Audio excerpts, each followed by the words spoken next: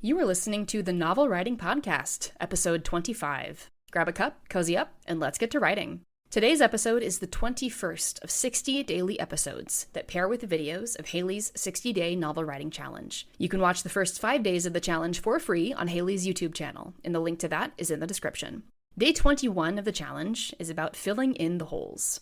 If you're like me, you have engineer brain. That means you like explaining literally every step of the process, from getting in the car at 3 a.m., the entire drive to the airport, waiting for the plane, and then the plane ride to the other side of the world. Oh, and don't forget the layover at Atlanta. Can't leave that out, right? Wrong. One of the early drafts of Mark of Stars showed every painstaking step that Emma and Bethany took to get from Palouse, Washington, to Luke's flat in Aberdeen, Scotland. Every single step. Haley was sure proud of me when she read the draft during the third developmental edit and saw that I had a brief paragraph showing them getting to the airport and then skipping all the rest of the transition stuff to get to them meeting Luke on the other end of the journey. It cut out a lot.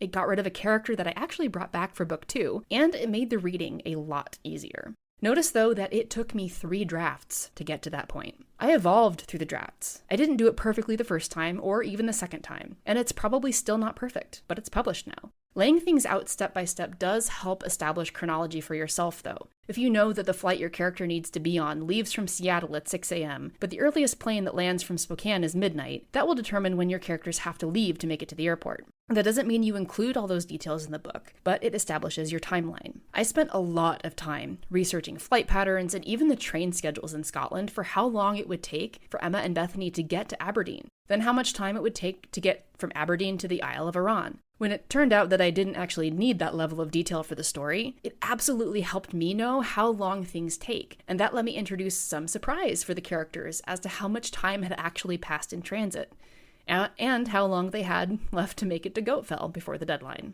And if nothing I'm saying makes sense, I'm using my book as an example here, and you can grab a copy of that at talam.com. That's www.talahm.com. Now, if you've been following along with each of the challenge videos, you may have figured out by this point that Haley's process is very plot-driven. There's absolutely nothing wrong with that. Many modern readers prefer plot-driven books, but that does not mean that you can't have a story that's driven by characters instead. Every story needs both plot and characters, but you may not need to axe your transitions and downtime as much as it sounds if your story is mainly driven by the characters. We can learn a lot about the characters in those moments of downtime, and it's possible to keep the story moving even through those moments. That's it for this companion episode to Filling in the Holes. Thanks for joining me today, and I will see you tomorrow for day 22. Thanks for listening to the Novel Writing Podcast. If you're ready to stop struggling and start finishing your novel, check out the 60-Day Novel Writing Challenge. It's a step-by-step program designed for solo writers to complete their first draft with clarity and focus.